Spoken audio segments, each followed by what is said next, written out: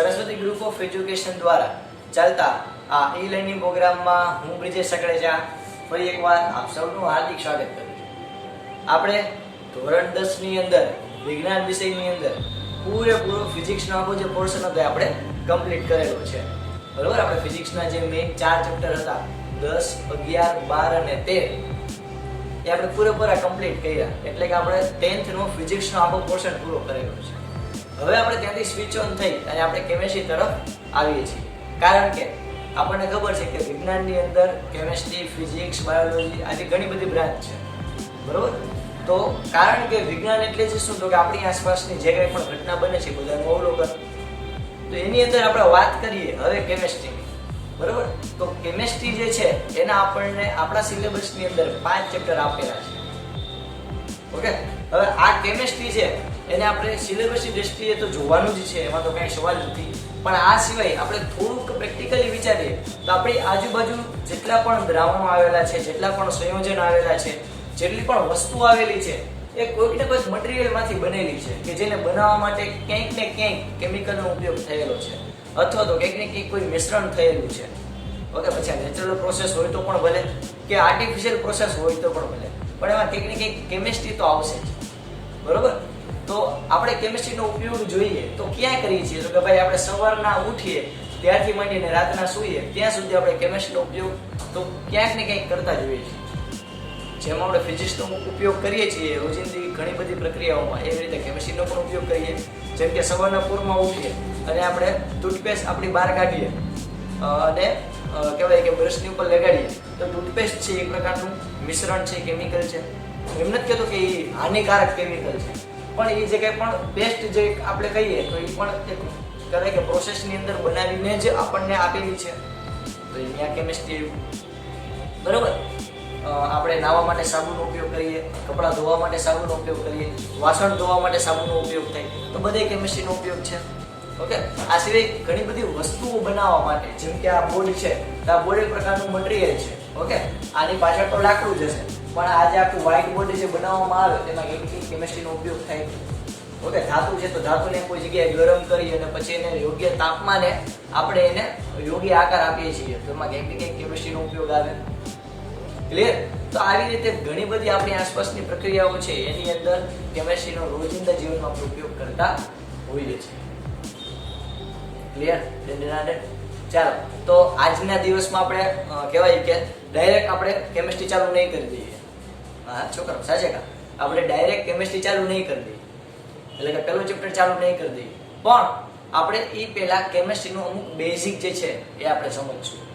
એનું કારણ એ છે કે જો તમે અત્યાર સુધી જો તમને કેમિસ્ટ્રીમાં કોઈ ને કોઈ ટોપિક ન સમજાયો હોય અથવા તો કંઈક ડાઉટ રહી ગયા હોય, ઓકે, તો અત્યારના એ સોલ્વ થઈ જાય, એટલે કે તમારો જે કેમિસ્ટ્રીનો પાયો છે એ પાકો થઈ જાય અને જેને આવડે છે એને બીજી વાર રિવિઝન થઈ જાય, બરોબર। ચાલો તો સ્ટાર્ટ કરીએ। તો સૌથી પહેલા કેમિસ્ટ્રી, તો કેમિસ્ટ્રીની અંદર સૌથી પહેલા આપણે જોઈએ તો કેમિસ્ટ્રી એટલે તો કે ભાઈ એની અંદર તમે ભણી ગયા છો તત્વો, પદાર્થ, અણુ, પરમાણુ, ઓકે, આવું બધું ભણી ગયા છો, દરેક પ્રોપર સિક્વન્સ છે। કઈ તો કહેજો કોઈ પણ પદાર્થ હોય, કોઈ પણ પદાર્થ,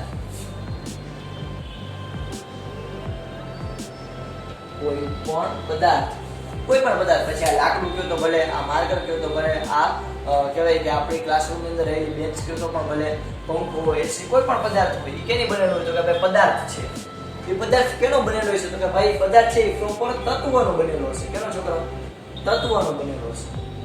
તત્વ એટલે તો કે ભાઈ આપણે અત્યાર સુધી એક ફિક્સ અમાઉન્ટમાં તત્વ છે એ ફાઇન્ડ કર્યા છે, પણ એવું નથી કે આટલા જ તત્વો છે, હજી નંબર જો પોસિબિલિટી છે કે આપણે હજી ભવિષ્યમાં પણ નવા તત્વો શોધીએ, બરોબર।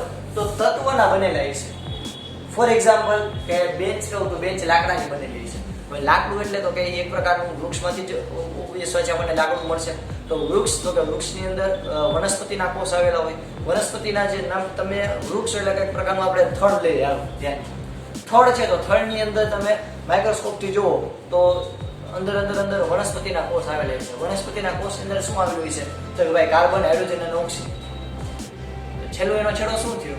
કાર્બન, હાઇડ્રોજન અને ઓક્સિજન, ક્લિયર।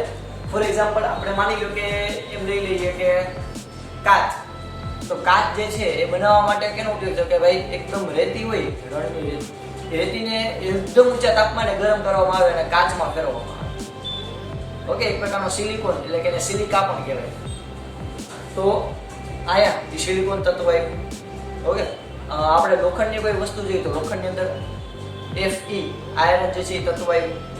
ઓકે, આપણે કહેવાય કે ચૂનો મારીએ દિવાલની અંદર અથવા તો આપણે ખાવાની અંદર ચૂનાનો ઉપયોગ કરીએ તો એ કેલ્શિયમ તત્વ છે. આપણા દાંત જે છે એ કેલ્શિયમ તત્વના બનેલા છે. ઓકે, તો આવી રીતે આપણે કોઈ પણ વસ્તુ જોઈએ તેનું જે તમે કેનું બનેલું હોય છે તો કે કોઈ પર્ટિક્યુલર તત્વનું બનેલું હોય છે. ઓકે, તો પદાર્થ છે કેનો બનેલો હોય છે? તત્વનો. પદાર્થ પછી કોઈ પણ વસ્તુ મળે, ઘન, પ્રવાહી કે વાયુ. ઘરની મેં તમને આ બધા ઉદાહરણ આપ્યા. પ્રવાહીની વાત કરીએ તો પાણી ફોર એક્ઝામ્પલ લો તો પાણી કેનું બનેલું? તો કે ભાઈ તમને ખબર છે H2O, તો હાઇડ્રોજન અને ઓક્સિજન, તો ત્યાં શું આવી ગયું? તત્વ. વાયુ તો કે આપણે ઓક્સિજન પોતે જ તત્વ. કાર્બન ડાયોક્સાઇડ તો કે CO2, તેમાં કાર્બન અને ઓક્સિજન બેનું મિશ્રણ. તો એમાં છેલ્લે તો તત્વ છે CO2. બરોબર? તો કોઈ પણ ઘન, પ્રવાહી કે વાયુ કોઈ પણ અવસ્થા હોય, આપણને પદાર્થ જે છે એ કેનો બનેલો હોય છે? તત્વ. એ માલુમ થયું. હવે આ તત્વ છે એ કેના બનેલા છે? તો કે ભાઈ તત્વ છે એ બનેલા છે ઘણા બધા અણુઓના. એટલે કે તત્વોની અંદર ઘણા બધા અણુઓ આવેલા છે. ફોર એક્ઝામ્પલ ઓક્સિજનની વાત કરીએ તો હવામાં કઈ ઓક્સિજન એક જ નથી, પણ ઘણા બધા અસંખ્ય ઓક્સિજનના અણુઓ આવેલા છે. એ અસંખ્ય ઓક્સિજનના અણુની અંદર પણ શું છે? તો કે ભાઈ સૌથી નીચે છોટા વાળા પણ સૌથી તાકાતવાળા છે પરમાણુ. તો અણુ કેના બનેલા છે? પરમાણુ. આપણને તળિયે શું મળે? પરમાણુ. ઓકે, પદાર્થ કેનો બનેલો છે? જે પણ તત્વ. તત્વ કેનો બનેલો છે? અણુઓનું. અણુઓ કેનો બનેલા છે? પરમાણુ. ઓકે, હવે આ પરમાણુ છે એ પરમાણુ કેના બનેલા છે? તો કે પરમાણુ છે એ ત્રણ વસ્તુના બનેલા છે. કયા કયા ત્રણ વસ્તુના? તો કે ભાઈ એક છે એનું નામ છે P+, એટલે કે પ્રોટોન. એક જે છે એનું નામ છે ન્યુટ્રોન.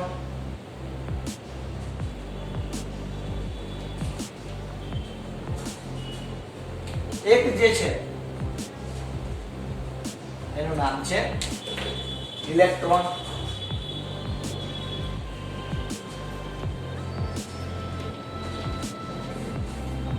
એટલે છેલ્લે તો ભાઈ આ ત્રિદેવ આવેલા પ્રોટોન, ન્યુટ્રોન અને ઇલેક્ટ્રોન. તો આપણને તળી આ જોવા મળે છે. તમારે હજી સ્ટડીમાં એટલું જ આવે છે. હજી પણ આવે એટલે આગળ રિસર્ચ થઈ ચૂક્યા છે કે પ્રોટોન છે એ ક્વાર્ક્સ કણનો બનેલો છે. ઓકે, એટલે પ્રોટોન પણ ક્વાર્ક્સ કણના બનેલા છે. પછી એની આગળ પણ હજી રિસર્ચ ચાલે છે કે એ કેના બનેલા છે, ક્વાર્ક્સ કણ કેના બનેલા છે. પણ અત્યારે આપણે બધું જોવાનું નથી. અત્યારે આપણે કેટલું યાદ રાખીશું છોકરાઓ કે આયા પદાર્થ કેનો બનેલો છે? તો કે ભાઈ પદાર્થ તત્વનો બનેલો છે. તત્વો કેના બનેલા છે? તો કે ભાઈ અણુના બનેલા છે. અણુઓ કેના બનેલા છે? તો કે પરમાણુ. પરમાણુઓ કેના બનેલા છે? તો કે ભાઈ પ્રોટોન, ન્યુટ્રોન અને ઇલેક્ટ્રોન. Okay, clear? ઓકે, હું તમને એક વિડિયો દેખાડું કે જે વિડિયોની અંદર તમે જુઓ તો એક લોખંડની ખીલી છે. લોખંડની ખીલીને તમે ઝૂમ કરો તો અંદર એવું દેખાડે કે અંદર ઘણા બધા નાના લોખંડના અણુઓ રહેલા છે કે જે રાજા તરીકે કામ કરે છે. બરોબર? હવે રાજા તરીકે કામ કરે એની અંદર શું રહેલા છે? કે ભાઈ એની અંદર પ્રોટોન, ન્યુટ્રોન અને ઇલેક્ટ્રોન રહેલા છે. હવે આ પ્રોટોન જે છે અને ઇલેક્ટ્રોન, તો પ્રોટોન છે ઇલેક્ટ્રોનનું આકર્ષણ અનુભવશે. ઓકે, તો આને બે પોસિબિલિટી હોય. આ પ્રોટોન પોઝિટિવ આયન ધરાવે, ઇલેક્ટ્રોન નેગેટિવ આયન ધરાવે. તો બે પોસિબિલિટી છે કે ભાઈ કા પ્રોટોન છે એની પાસે ઇલેક્ટ્રોન આવે અથવા તો એટલે કે પ્રોટોન જે છે એની આસપાસ ઇલેક્ટ્રોન ફરે. અને બીજી પોસિબિલિટી શું? તો કે ઇલેક્ટ્રોન સ્થિર રહે અને પ્રોટોન એની આસપાસ ગતિ કરે. તો ભાઈ આપણે હંમેશા પ્રોટોનને શું કામ સ્થિર રાખીએ છીએ? કારણ કે પ્રોટોનની પાસે શક્તિ આવેલી છે ન્યુટ્રોનની. એટલે કે પ્રોટોનની સાથે ન્યુટ્રોન આવ્યો છે કે જે પ્રોટોનને પોતાના સ્થાન પર જકડી રાખવાનું કાર્ય કરે. એટલે એને કઈ દૂર ન જવા દેવું. તો ભાઈ પ્રોટોન દૂર ન જાય તો છેલ્લે બિચારું કોને નમવું પડે? ઇલેક્ટ્રોનને. ઇલેક્ટ્રોન પોતે ફરે. આ કેના જેવું કે ભાઈ તમારે અને મારે, તમારા હાથમાં પાણીનો ગ્લાસ છે અને મારે પાણી પીવું એમ કહું કે પાણી દેવો જોઈએ, તો બે પોસિબિલિટી છે. કાં તમે મને પાણી દેવા માટે અહીંયા આવો અથવા તો હું ઊભો થઈને તમારી પાસેથી પાણીનો જે બોટલ છે કે કોઈ ગ્લાસ છે લઈ અને પી લો. ઓકે, પણ મને કોઈ પકડી રાખે તો કઈ પોસિબિલિટી વધી છે કે ભાઈ તમારે જવું પડશે મને પાણી દેવા માટે, એવું ખબર છે નહીં દેવા પણ તો જસ્ટ વાત છે, બરોબર. તો કોઈ પણ પદાર્થ છે, કોઈ પણ પદાર્થ એ કેના બનેલા છે તો કે તત્વના. તત્વ જે છે એ કેના બનેલા છે? અણુના. જેમ કે કાપડ, તો કે કાપડ એટલે તો કે કાપડ કેનું બને તો કે ભાઈ કપાસનું. ફોર એક્ઝામ્પલ લઈએ કે કપાસ, રૂ બનેલું હોય, રૂ એટલે કપાસ. કપાસ એટલે તો કે એની અંદર એક પ્રકારનો વનસ્પતિ થઈ, વનસ્પતિની જે ઉપજ થઈ, તો કે એની અંદર કાર્બન, ઓક્સિજન અને હાઇડ્રોજન, તો એ તત્વો જ થયા. તો એને પણ અંદર જો તો હશે કાર્બનના અણુઓ, હાઇડ્રોજનના અણુઓ, ઓક્સિજનના અણુઓ, એની અંદર પરમાણુ, એની અંદર પ્રોટોન, ન્યુટ્રોન અને ઇલેક્ટ્રોન. ઓકે, તો છેલ્લે આપણે અહીંયાથી શરૂઆત કરવાની છે. એટલે કે આ બહુ મોટું લેવલ હતું અને તમે જેમ નીચે નીચે જશો બહુ નાના લેવલે જતા જશો. આ કેને જેવું કે તમે એક કોઈ બહુ મોટી વસ્તુમાંથી ધીરે ધીરે ધીરે ઝૂમ થઈ જાય અને તમે છેલ્લે કોઈ તળિયાની વસ્તુ પર આવો તો આપણને છેલ્લે શું મળ્યું? પ્રોટોન, ન્યુટ્રોન અને ઇલેક્ટ્રોન. ઓકે, તો આવા પ્રોટોન, ન્યુટ્રોન અને ઇલેક્ટ્રોન છે એ દરેક તત્વોના અલગ અલગ છે, જેને ધ્યાનમાં લઈ અને આપણે કહેવાય કે મસ્ત મજાનો આખું એક સિક્વન્સ બનાવેલી છે. ઓકે, 118 તત્વો અત્યારે આપણે આવા પુસ્તકો મૂકીએ છીએ, નવા પણ સુધારણા હશે, એમાં કંઈ ના નથી. તો કહી શકાય કે લાઈનમાં આપણે આમ કહેવાય કે ક્રમ બનાવ્યો છે, કે જે ક્રમ છે એ પરમાણ્વીય ક્રમાંકને આધારે આપણે આખું જે છે ક્રમ આપેલો છે. ઓકે, તો જેને આપણે સ્ટાર્ટ કરીએ, કારણ કે એ ક્રમ તમને યાદ હોવો જ જોઈએ. ઓકે, એ ધારી અને હું આગળ વધું છું અને યાદ ન હોય તો આપણે તને યાદ કરાવશું. સૌથી પહેલા આપણે લઈએ હાઇડ્રોજન, એટલે આપણે ગણપતિ બાપા બેહાડીએ હાઇડ્રોજનથી.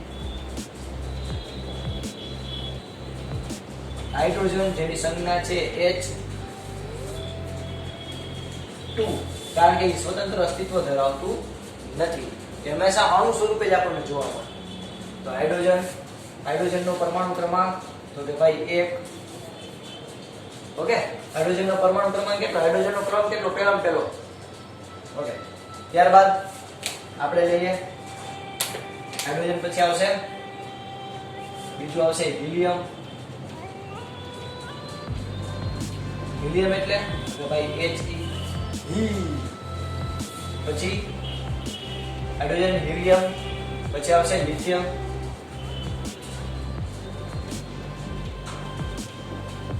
Li, હાઇડ્રોજન, હિલિયમ, લિથિયમ, પછી બેરિલિયમ.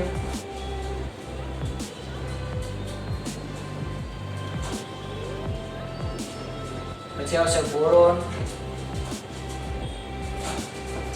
અહીંયા લખી નાખીએ Be, અહીંયા લખી નાખીએ Be. બોરોન. પછી આવશે કાર્બન, પછી આવશે નાઇટ્રોજન,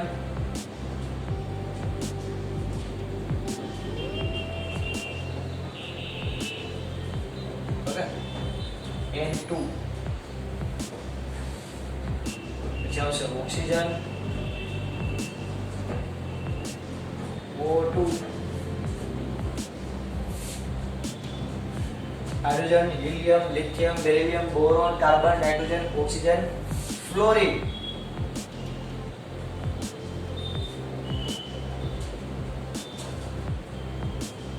અને 10મો આવશે નિયોન. સોરી,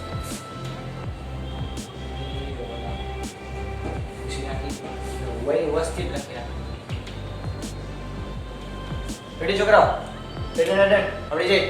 ચાલો હવે હાઇડ્રોજન છે, હાઇડ્રોજન ની અંદર કેટલા પરમાણુ રહેલા છે? તો કે ભાઈ પરમાણુ તો એક જ હોય, એની અંદર પ્રોટોન કેટલા રહેલા છે? 1, કારણ કે એનો પરમાણુ ક્રમાંક છે 1. એટલે કે આ પરમાણુ ક્રમાંક જે છે, આ પરમાણુનો જે ક્રમ છે એ અંદર રહેલા પ્રોટોન અને ઇલેક્ટ્રોનની સંખ્યા દર્શાવે છે. ફોર એક્ઝામ્પલ આપણે હાઇડ્રોજનની ચર્ચા કરીએ તો હાઇડ્રોજન જોજો ધ્યાનથી. તો કે ભાઈ હાઇડ્રોજન, તો હાઇડ્રોજનની અંદર 1 પ્રોટોન રહેલો છે અને એની આસપાસ 1 ઇલેક્ટ્રોન રહેલો છે. હિલિયમ, તો કે હિલિયમની ચર્ચા કરીએ તો હિલિયમની અંદર 2 પ્રોટોન રહેલા છે અને 2 ઇલેક્ટ્રોન રહેલા છે.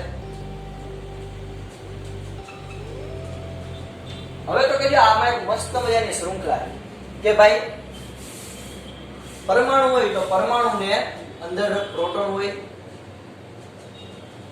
અંદર ન્યુટ્રોન હોય અને એની આસપાસ ઇલેક્ટ્રોન હોય. ઇલેક્ટ્રોનની આખી શ્રેણી. તો કે તમે એક છોકરાઓ આયા મસ્ત મજાનો આશ્ચર્ય થશે કે આ જે ઇલેક્ટ્રોનની જે રચના હોય, આ કક્ષા હોય, આખી જે શીટ છે એમાં આ પહેલી જે શીટ છે વીઆઈપી શીટ છે. ઓકે, આપણે કોઈ પણ ફંક્શનમાં જઈએ તેમાં પહેલી શીટમાં રિઝર્વ હોય જોઈએ.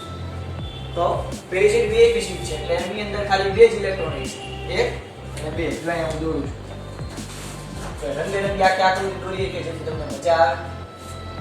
પ્રોટોન પ્લસ અને અહીંયા છે ન્યુટ્રોન. હવે તો કહેજો આ કેન્દ્ર છે એની આસપાસ કક્ષા છે. કક્ષામાં સૌથી પહેલા ઇલેક્ટ્રોન આવેલા છે. કેટલા? તમે પહેલી કક્ષામાં હશે બે ઇલેક્ટ્રોન. કેટલા? પહેલી કક્ષામાં ખાલી બે જ ઇલેક્ટ્રોન સમાઈ શકે, એક અને બે. પછી આ કક્ષા કેવી થઈ ગઈ? ફૂલ. Okay, clear? હવે ચાલો આ જાગૃતિને આપણે હજી બહુ મોટી દોરીએ કે જેથી તમને કેવી આવે મજા. ચાલો આપણે સ્ટાર્ટ કરીએ. તો કે અહીંયા છે વચ્ચે પ્રોટોન P+, ઓકે, એની સાથે છે ન્યુટ્રોન N0. ઓકે, આ કેન્દ્ર છે એટલે આપણે એને આખું મસ્ત મજાનું આમ ગોળ ચક્કર કરી નાખીએ. હવે આની આસપાસ ઇલેક્ટ્રોન રહેલા છે. ઓકે, તો આ એક ઇલેક્ટ્રોન દોરું. આ એક કક્ષા, આ બીજી કક્ષા, આ ત્રીજી કક્ષા. તો પહેલી કક્ષામાં કેટલા ઇલેક્ટ્રોન સમય? તો કે છોકરાઓ બે ઇલેક્ટ્રોન સમય, એક અને બે. એટલે પહેલી કક્ષાની અંદર બે ઇલેક્ટ્રોન સમય, બીજી કક્ષાની અંદર 1 2 3 4 5 6 7 અને 8. તો બીજી કક્ષામાં કેટલા ઇલેક્ટ્રોન સમાશે? તો કે ભાઈ 8 ઇલેક્ટ્રોન સમાશે. કેટલા? 8 ઇલેક્ટ્રોન. આ ત્રીજી કક્ષા થઈ. આ n = 1, આ 2 અને આ 3. જો લખી નાખો. n એટલે કક્ષા, n = 1, n = 2 અને n = 3. ત્રીજી કક્ષામાં કેટલા ઇલેક્ટ્રોન સમાશે? તો કે ભાઈ 1 2 3 4 5 6 7 અને 8. એમાં પણ 8 સમાશે. તો ત્રીજી કક્ષામાં 8 ઇલેક્ટ્રોન. ચોથી કક્ષામાં તો હું દોરતો નથી પણ ચોથી કક્ષામાં 2 8 8 18 ઇલેક્ટ્રોન સમાશે ચોથી કક્ષામાં. પાંચમી કક્ષામાં 18 ઇલેક્ટ્રોન સમાશે અને છઠ્ઠી કક્ષામાં 32 ઇલેક્ટ્રોન સમાશે. કેટલા? 32. એટલે કે સિક્વન્સ આવી રીતે બનશે. આ કક્ષાનો ક્રમ અને નંબર્સ ઓફ ઇલેક્ટ્રોન. તો પહેલી કક્ષામાં 2, બીજી કક્ષામાં 8, પછી 8 18 18 અને 32. 2 8 8 18 32.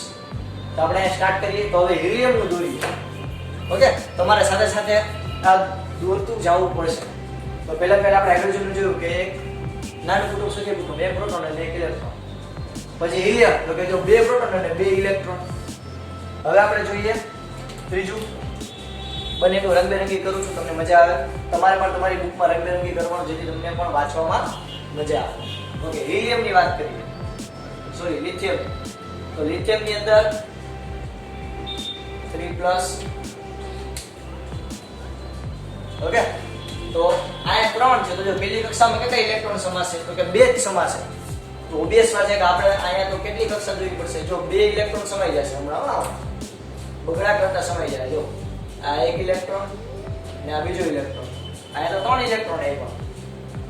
તો શું કરવું પડશે? ઓબવિયસ વાત છે કે આપણે બીજી કક્ષા ઉમેરવી પડશે. એટલે કે આપણે અહીંયા ઉમેરીશું બીજી કક્ષા. અને બીજી કક્ષાના કેટલા ઇલેક્ટ્રોન આવશે? 1. થઈ ગયા 3 ઇલેક્ટ્રોન. 3 ઇલેક્ટ્રોન અને 3 proton. Lithium. Okay, lithium 3 electron 3 proton. ચાલો ત્યારબાદ બેરિલિયમની વાત કરીએ.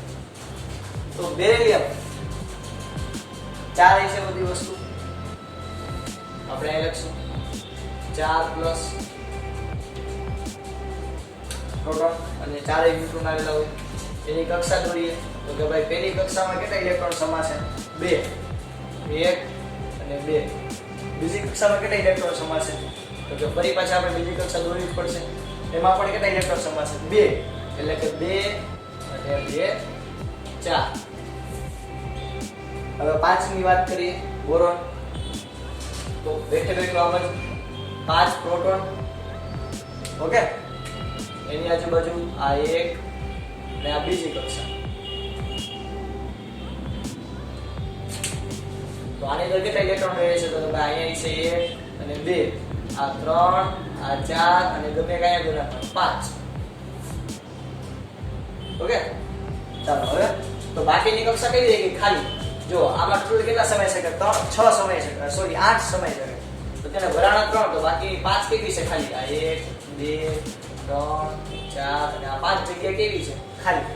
આયા પણ જો આ 1 2 3 4 5 અને 6 જગ્યા ખાલી. આયા પણ જો આયા તો કેટલી બધી ખાલી? તો કે ભાઈ 7 જગ્યા ખાલી. એટલું પેલા ક્લિયર થઈ કે ન થઈ? રેડી? ચાલો હવે કાર્બન ની દોરીએ. તો કાર્બન માટે +6. ત્યાં બધું તમને વ્યવસ્થિત તમારી બુકમાં દોરજો.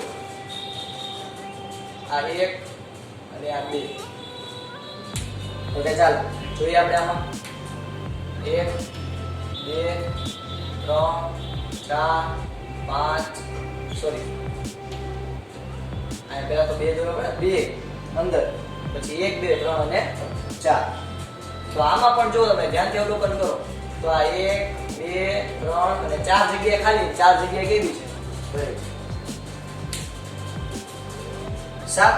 નાઇટ્રોજન ની વાત કરીએ તો નાઇટ્રોજન ની અંદર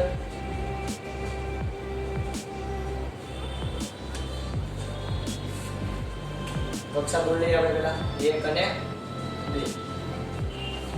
તો આની અંદર ઇલેક્ટ્રોન ની ચર્ચા કરીએ તો પેલા પહેલી કક્ષામાં 2 ઇલેક્ટ્રોન, બીજી કક્ષામાં 1 2 3 અને 4 ટોટલ થઈ ગયા 6 અને હજી એક 7. તો હવે આમાં કેટલી જગ્યા ખાલી રહી? 1 2 અને 3 જગ્યા ખાલી રહી. જો પછી આ રીતના બીજું ઘણું સમજાવું છે એટલે હું આ બધું કરું.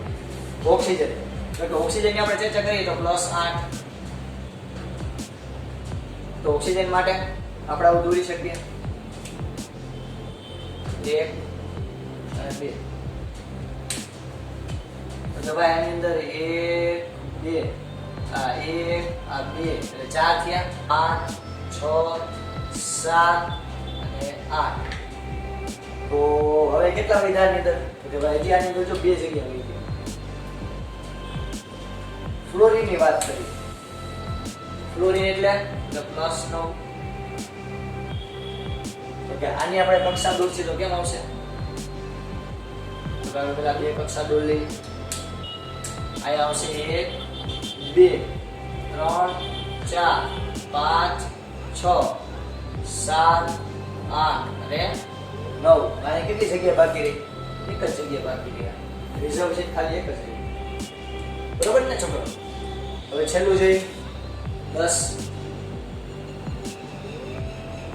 નિયોન માટે. તો કે એની 2 કક્ષા પહેલા આપણે દોરી નાખીએ. આ 2 કક્ષાની અંદર ઇલેક્ટ્રોન આપણે દોરીએ.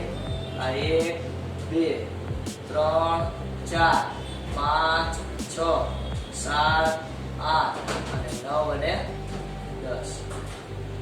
આની અંદર બધી કક્ષા બધી સીટ શું થઈ ગઈ? ભરાઈ ગઈ. બરોબર? ક્લિયર? તો આ રીતે આખી પરમાણુની રચના થાય. મસ્ત મજાની. Hydrogen, helium, lithium, beryllium, boron, carbon, nitrogen, oxygen, fluorine અને નિયોન. બરોબર? ચાલો હવે આપણે જો તમે ધ્યાનથી ખાલી અવલોકન કરશો તો પેલા બધા આ બધું આટલું જે લખેલું છે બધું તમે તમારી બુકની અંદર ફટાફટ પહેલા લખી.